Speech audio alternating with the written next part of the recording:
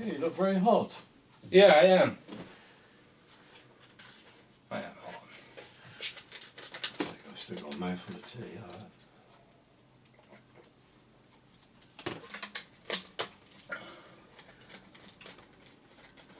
It's a very weird poster, you know.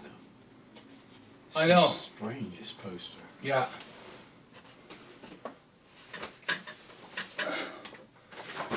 I saw the movie. It's pretty good. But Lancaster. Because, Hold on. like, if you wake up in the morning and your eyes are out of focus, you get a totally different face in the centre of the presidential seal. Really? Yeah. We're looking at executive action poster. Yeah. Oh, when was this? Early 70s? 73, I think. Burt Lancaster, Robert Ryan, Will Geer. It was kind of cool film. But it definitely had resonance when it comes to the Kennedy assassination and all that. That's quite a thing. Quite a cool movie. It didn't make, I don't know, did it blow up a lot, kick up a lot of dust back then compared to, say, the Stone film? No. I don't think so. No. You know, the Stone film did something that But I have to say, which never happened. I have to say that that poster was designed by someone that didn't want to sell the movie. Really? I think so. It's Well- terrible. It's terrible. I don't think it's a terrible poster, but I think also when you see one movie poster of that particular film, there are 2 or 3 other alternatives. Oh well, that's That- the only one I've That's seen. another thing. That's In the- Europe, in Germany, you might look at a complete different poster Ah. compared to, say, in Yeah. the UK. That was in the States. Right. I got that in Dallas. Yeah? Valwood Parkway. It was like an industrial building and full of posters. Just thousands and thousands and thousands. I Right. think I bought 100. We're at part 2, by the way. We just... We just shoot in the breeze. Yeah. So, semi-retirement to full retirement. What does that mean? I think like I'm. Quitting? Yeah, I think just doing this last thing on Snyder, I realised like the constraints that you Been get going on for yonks, but... because forever. And Vestiano was another one. Of course, that was like over 10 years on that, and you sent the last time I think you sent the research on a 1 page to Dave Boylan. Yeah. You did, yeah. Yeah. Yeah. Persiana, all that stuff. Yeah, with a hope that maybe at some point he can look at it and move it forward a bit. Yeah, he's been a busy boy. Yeah, I saw his timeline that he's been doing yeah, in that spreadsheet. yeah. That looks very interesting. Makes it easier. You just look at it and go, oh, He right. does some really good work. Very good. Yeah. Yeah. Yeah, that's another thing. I mean, we don't have enough good research. We've got about 25, 30 good researchers, or great researchers and scholars. But only one signposter. Oh yeah, yeah, that's true. You know what? Most of them owe something to you, one way or another. So did I. So you found it for us. I mean, it's for us still to dig through it. But, like Paul Blow said as well, because Paul Blow did a talk at the DPUK in Warwick, at 30th anniversary in Warwickshire, and this was largely about the Fair Play for Cuba Committee, and he paid close attention to the documentation that I sent him about three or 4 years ago. I still think one significant find, which wasn't my find, Stan Clark's find. The envelope in which there was a letter sent to Lee Harvey Oswald in Fort Worth in July of 1962 from the Fair Play for Cuba Committee. July 62? That's a year off. Ooh. No letter, of course. I can't find that letter. But the envelope's there. The envelope's there. No letter. It's like that picture of in the back garden of General Walker with the number plate taken out. Yeah. It just, you know, there's a picture there and it's in the back garden of Walker's house, but just that number plate seems to be Missing. Seems to be missing. And so there are many other things like that that just do not unravel anything. It just basically causes more questions and I mean, I think that's the consternation. frustrating bit. Like, you know, when we look at stuff at the micro level, it's like seemingly wherever you look, things which should be simple and straightforward aren't. Like the fingerprints. Now, you want to get into something that really expands your mind. Get into the fingerprints. I know. That's why I cut it off with New Orleans. I knew right away. I'll stick to Dallas. That's more than enough, which was my thing right away before I began with anything. I said to myself, I'm only dealing with Oswald's last 46, 47 hours. Everything before that, forget about. Yeah, interesting. I'll read it. I'll say yes, no, and I'll read it. But other than that, forget about it. It's no importance to my book. It's very hard not to get distracted because it's incredibly tempting to get distracted and go, oh, what about this? Oh, what about that? And just keep going back and forth instead of saying no. You know, to keep that focus going and say, no, someone else can do this. I mean, New Orleans, I would love to sit down and read up about it.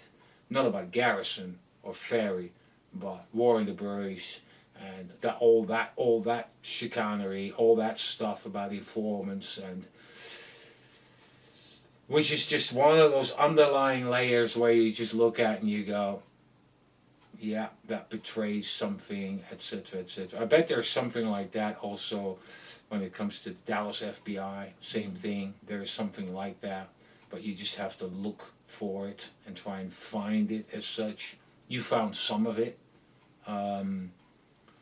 Thank God I found those hosty files and all that. Yeah, you know, that's exactly what that was. 2019, February 2019. I was lucky for finding that, and that to me that is for me like also the pulse of what I'm trying to do. And when I finished my book, I got to a point I go, well, everything I've got is in the book. I don't have anything more unless I am going to go and get it from somewhere. Which I'm slowly starting with again, but I need to find the time and also the inclination and the motivation to do this. Don't get me wrong, the feedback has been absolutely fantastic. That's good. It's been really, really good. Sales been okay. I've almost reached my goal, so without any promotion, and you know, I'm really happy with what the feedback is, and the people that give me negative feedback are jealous pricks and people and cowards. And cowards and people just not one person comes in and go, I give this 1 star because of such and such and such and such. You know, they can't even do that. They can't even do that. So overall the reviews have been really good. The feedback, the messages that I get when I go to say Warwickshire seminar and so forth. You know, I had 10 books on me. They were sold in 5 minutes. They were all gone. Just like, it was just done. I was like, yeah, I'll have one. I only brought 6 because 6 people said yes, but the other 4 were gone within a couple of minutes' time. Was just snatched up. And apparently I was selling someone else's book on because I forgot he'd given it to me to sign it, and they went, yeah, all right, here you go.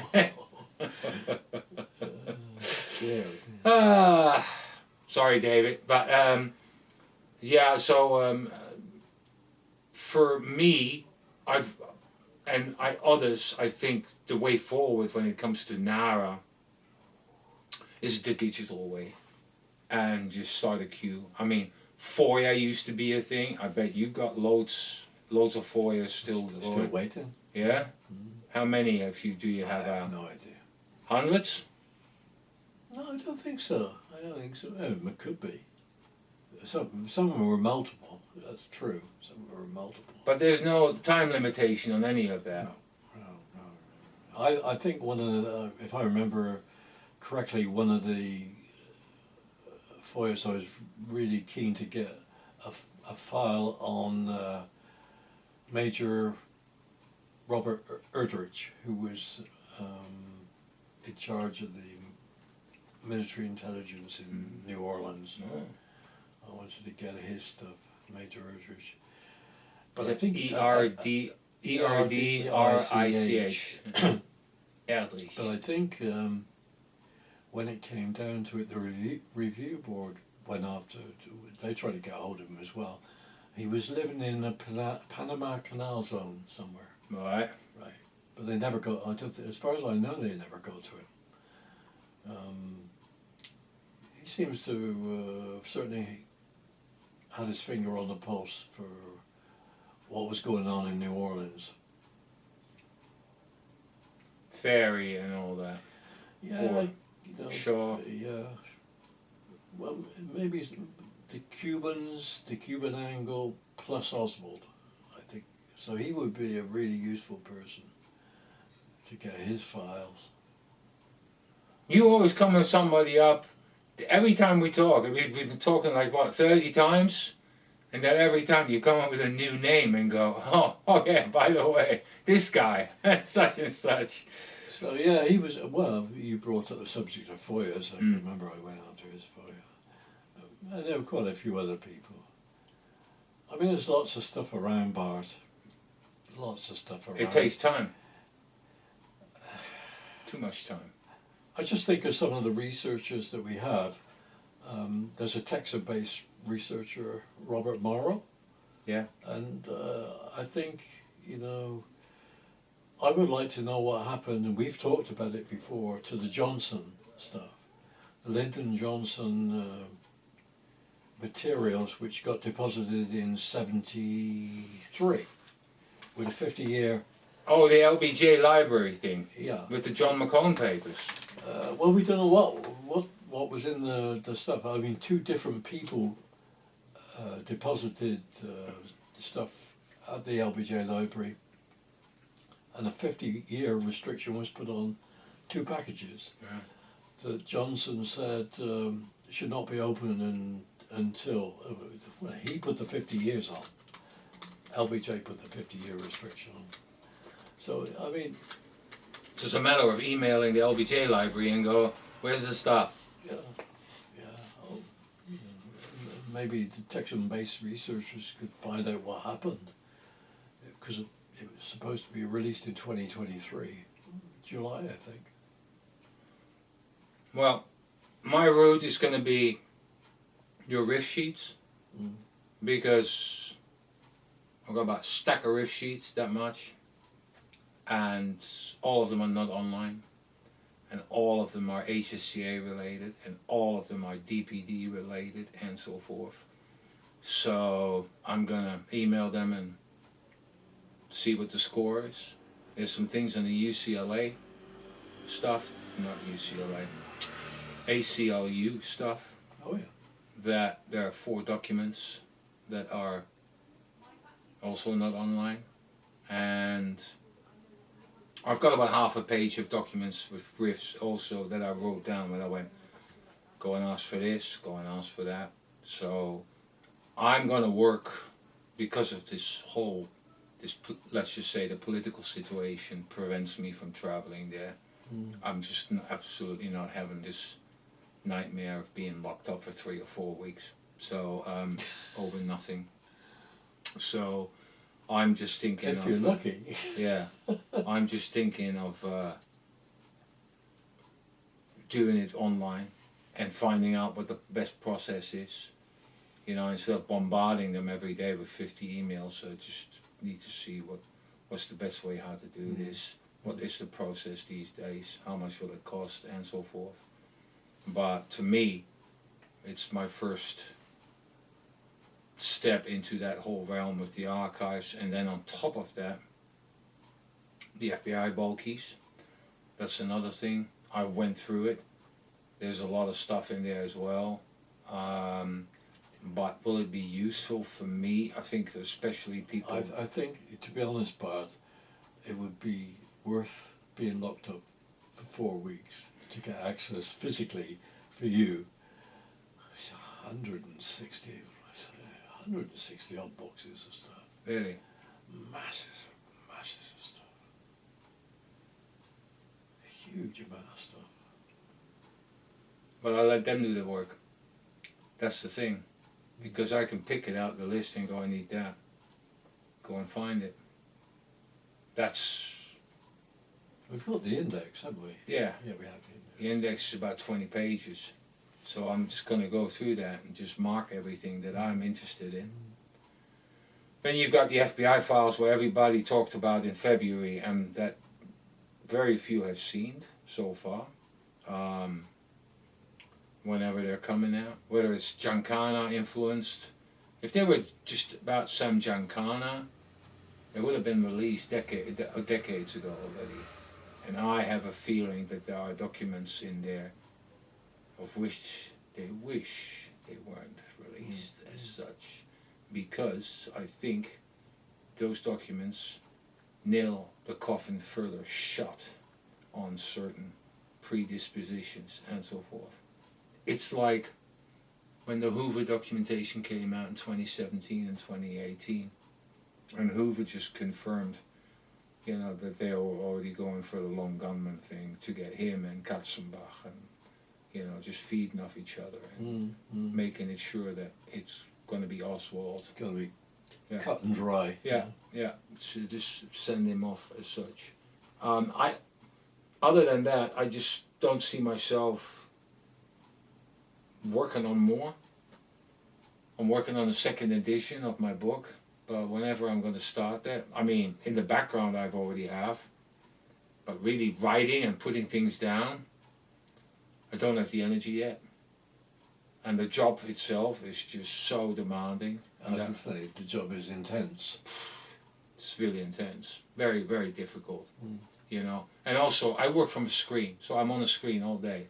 Yeah, the last thing I want to do in my spare time, in the evening, on a screen. Stare at the screen. Yeah. I'm just going, forget about it. I'm not interested. So, and I can understand why you want to retire, because also you got everybody asking, well, what about this? What about that? And blah blah blah. And it was it's very demanding. What I thought was good was when we had our talk in Warwickshire, to let the visitors, the crowd, actually let you ask questions, and they all came from all kinds of directions, and they cherished that bit, and it was good. I didn't have to say a thing, so I could just sit there just like that. But and I don't know when we're going to talk again. We'll see when you come back, when we got some proper information, and also I myself may have read something that I want to talk about. And until then, we're signing off, and we'll see. We'll probably be back later this year, and otherwise early next. It all depends on the schedule. We'll just see how it goes. Well, I mean, for me, it's like it's unfinished business. You know, when we talked about, I've been banging on for years, about the subversion of documents. When Oswald defected, you know, which seems very straightforward to me, but you know, I can't understand how people don't get it. You know, even if you set aside the stuff that I've already put out there, just fast forward to 1961 and have a look at Oswald's opening sheet, and you know. And that thing I showed you for many years, the colour copy in plastic, you know, and you've got that piece stapled on, piece of tissue paper stapled on. In 1961, there were people in the Soviet Russia division, Soviet Russia counterintelligence, looking for information, the original information, because they didn't have it. It never came in. So when people say to me, oh, well, it didn't happen, blah, blah, blah, this didn't happen, blah, blah, they don't buy it. A lot of people don't buy it. But that's what happened. I know that Oswald's information was subverted and went to security office and to Angleton's group, SIG. That's what happened. I know that happened.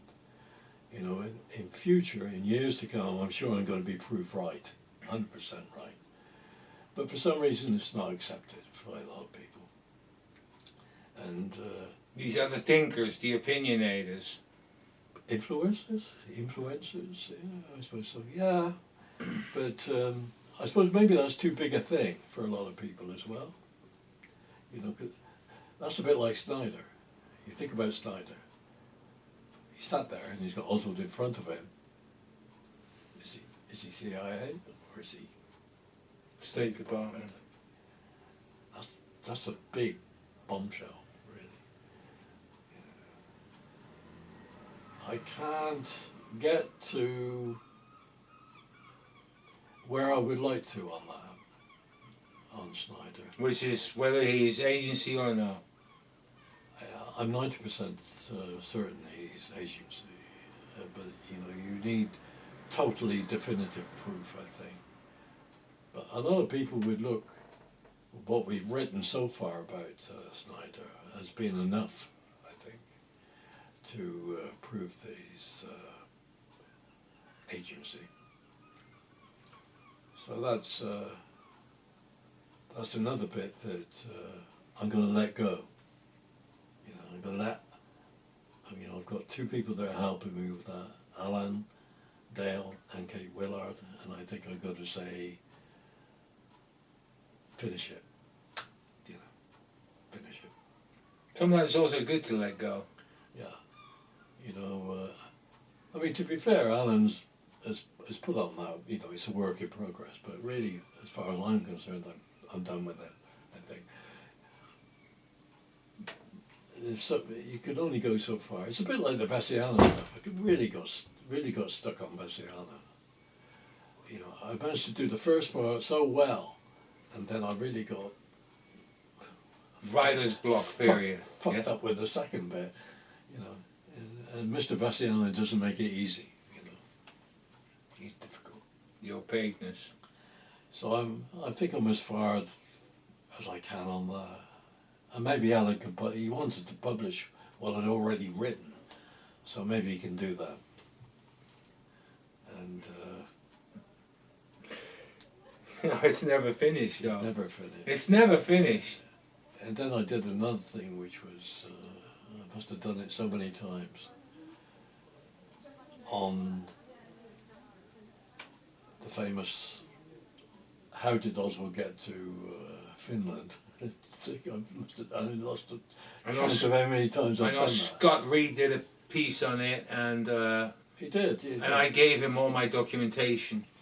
I said, here, because I had it all separate, and I was like, this is very good stuff, and it's in Norway, and you know what, blah blah blah. Oh, sorry, Finland, and you need to, you know.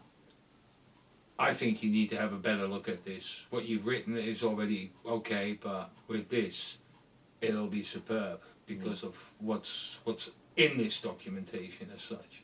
And that, of course, leads you to the flight from Britain and so forth, blah, blah, Well, blah. the flight from America to Scotland. Yeah, for America to Scotland and all that stuff that's all hidden in a cloud of smoke and mirrors, and it's very hard. Just like his journey back on the Holland-America line is another thing.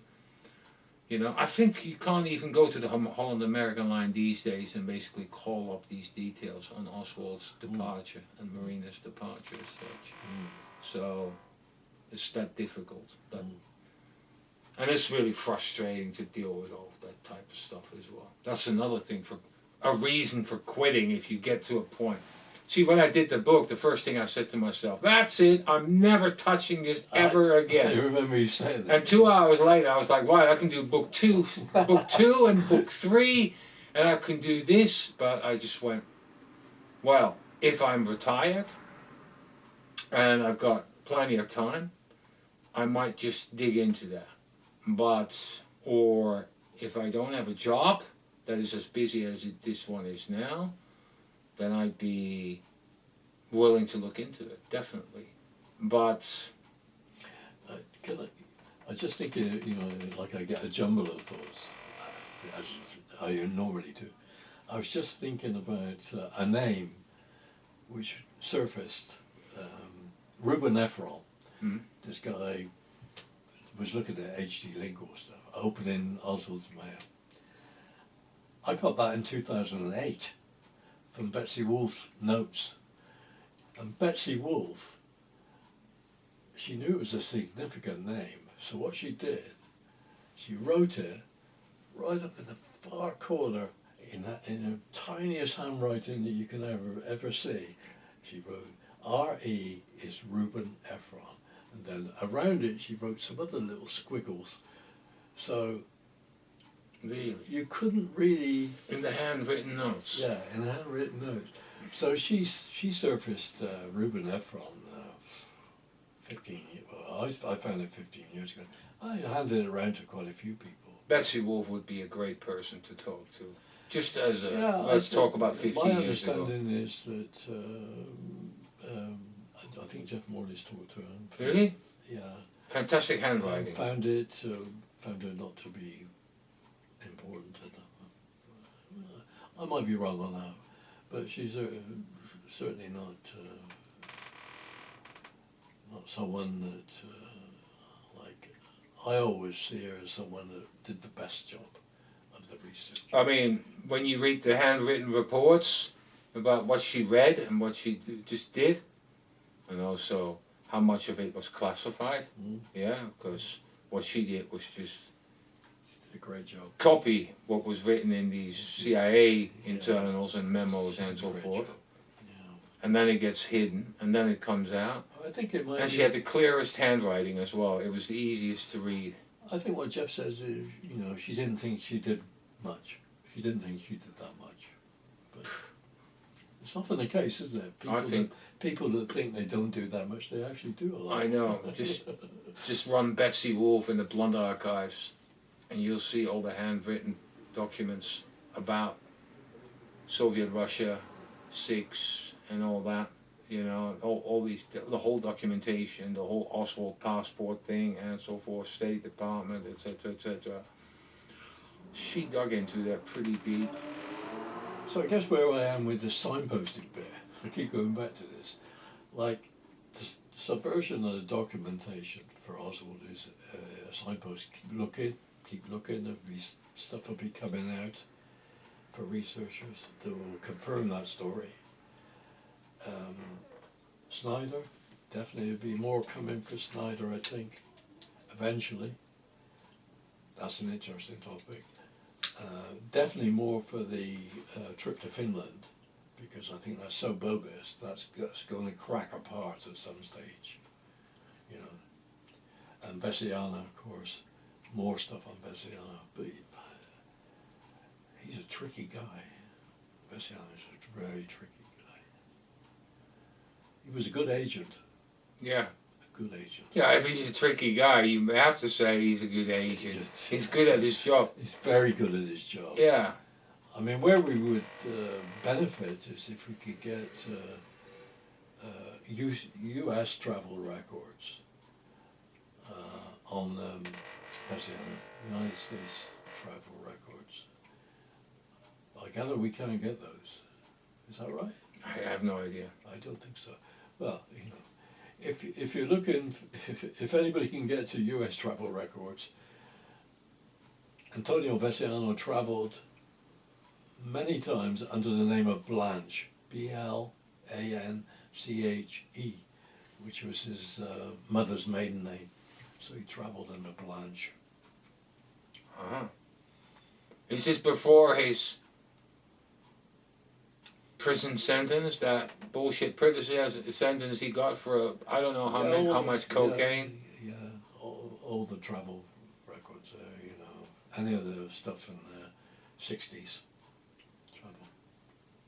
That's got to be. Well, I'm not sure whether that stuff is freely available in the States. And also, does it fall under the JFK thing? Well, yeah. Well, that would be a useful thing for the Lunar Committee to get hold of. Yeah. Yeah, the whole thing, the whole NBR matter as well, not belief relevant. And I know you're going to be criticising me, but personally I would like to see the 44 boxes of Priscilla Johnson's. Well, I'm not criticising you on that because she interviewed Oswald, so it's about Oswald. So, But you know what I criticise? How much money the HSCA staffers were getting. I mean, why the fuck do you keep these documents locked up for 50 odd years? What the fuck? Here. Yeah. I've never seen something that stupid. I mean, I didn't understand the last batch. I understood 2017, 18, 19, the releases then. And then all of a sudden I see that batch and I go, but if I compare that to the earlier batches,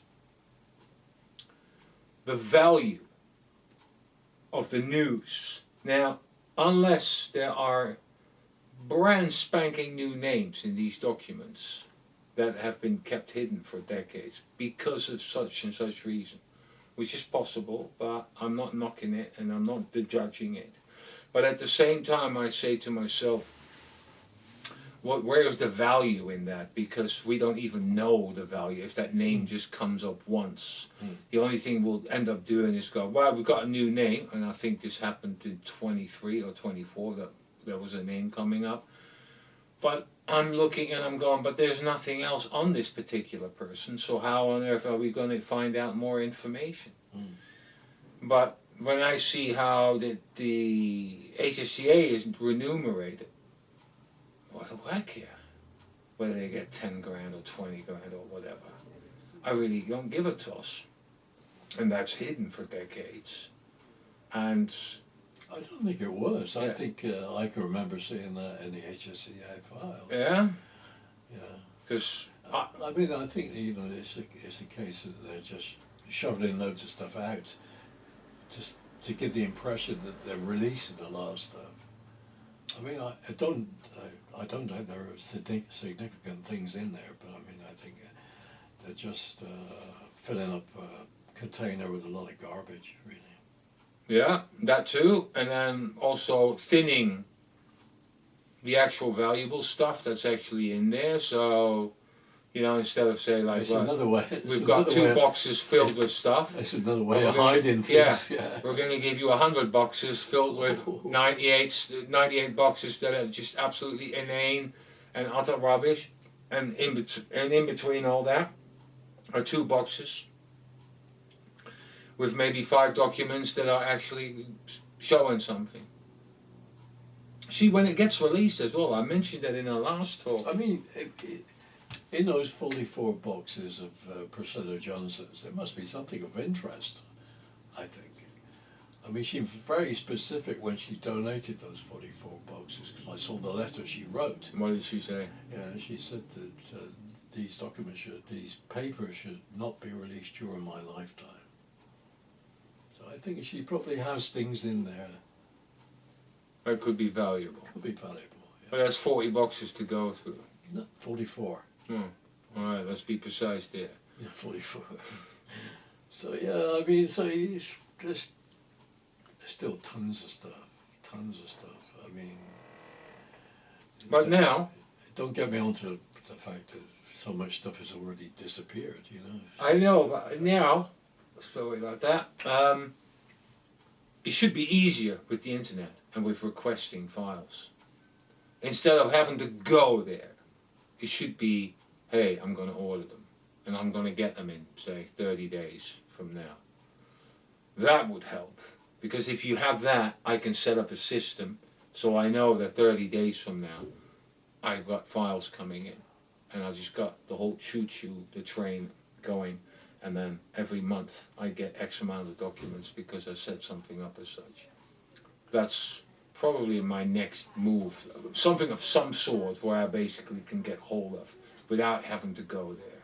You know, and, last time we talked about the what the hell's happened to the FBI documents for Dallas. You know, the 175 files, Yeah. 175A Yeah. files, the 89A files, Yeah. all the stuff where they were. From 1993 as well. That's right, from 1993 to the present day, where witnesses were still bringing stuff in, witnesses were still coming forward. We haven't had any of those files, to my knowledge. They weren't there when I last asked, I think in 2016 or 2017. Well, There was no sign of those. I was told they weren't at National Archives. Well, where the hell are they? You know. Somewhere in a container in a field. So, all right, let's call it a day. We've been at it for more than half an hour. Yeah. Anything else? Because we will come back. You bet your bottom dollar, we will come back. No, I think I would love those post 1993 FBI documents to be available for research. You know, that's 175A and the 89A files, the 175 files from Dallas, which need to be released. Write me. Where are they? Write me in an email, and I'm gonna hammer and pester Nara about them and see what we can get. Yeah. I mean, this is the thing as well. We need many different sources asking not the same thing but different things. So if Andrew Eiler is chasing the final determinations of the ARB, then I'll let him stay with that and deal with that if he wants to, and see what he can find. I will try and find something else with the FBI, and then somebody else needs to go and say, right, I'm working on the Secret Service, or I'm doing this.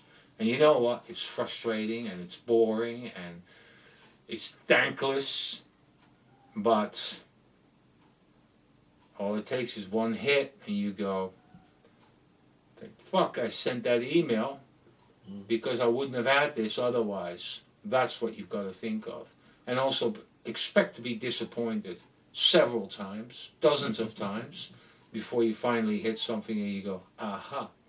Andrew Eiler asked for those documents, didn't expect anything, couldn't get anything, and all of a sudden, and they said, we don't have those. That's what they kept saying to him.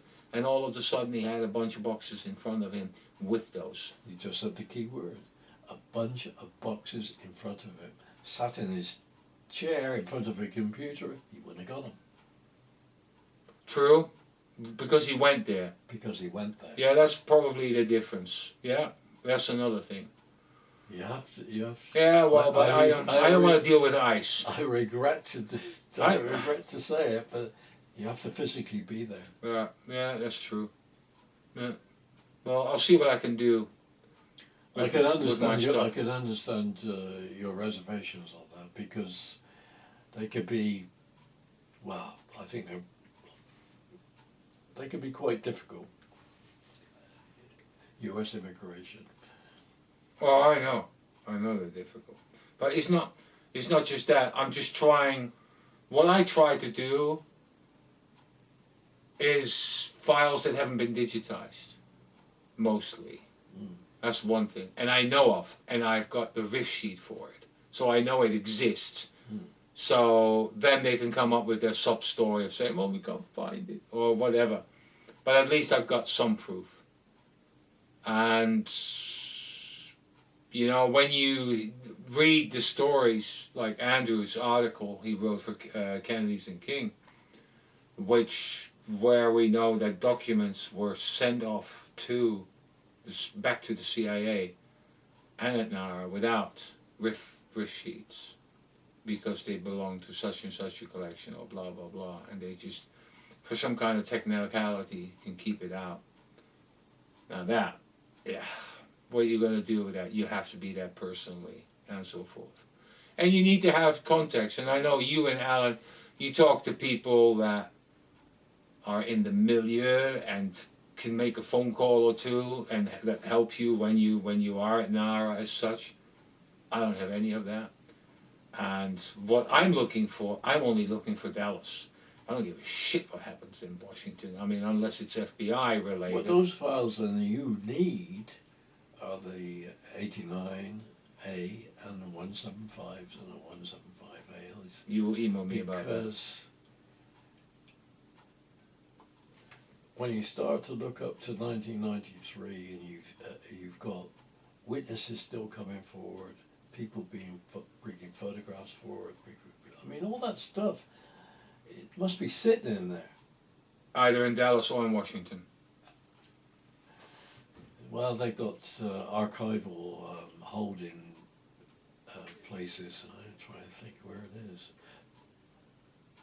Pickett's Lock, Boyers, Pennsylvania, and one of their big ones, FBI, where old records go to. So Valhalla to you and me. But they're pretty good, actually. Once they obviously bid through some sort of sieving process, you do find a lot of stuff in FBI boxes. Yeah, bureaucrats. You know. What do you expect? The Federals are bureaucrats. They're. That's what I love about them. They write everything down up to the dot, and they're crossing many T's as well when it comes to timings and all that. But those were essential records to get. Those the later FBI records. Okay. Finishes at 93 to that first conference. You know, the first JFK conference. Was this Ask? Arts conference. Yeah. Yeah. And but I mean, those files up to then, there's still lots and lots of interesting stuff in those files. So post 93, there must be could be lots of interesting witnesses and photographs. Could be nutcases and etc. The whole thing. The whole thing. Yeah, the whole enchilada. They give you a fair amount of those. Yeah, I bet you are. All the nutcase. And I believe in this, and I think that. Yeah. Well, on that note of craziness, I thank you all for watching once again, and I don't know when we're back because this was a spontaneous gig.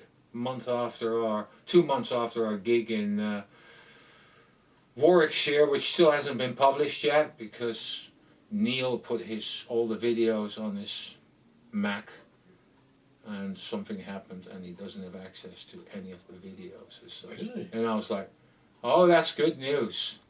That's real good news. So whether that comes out, all that stuff. Oh, what a shame. Who knows?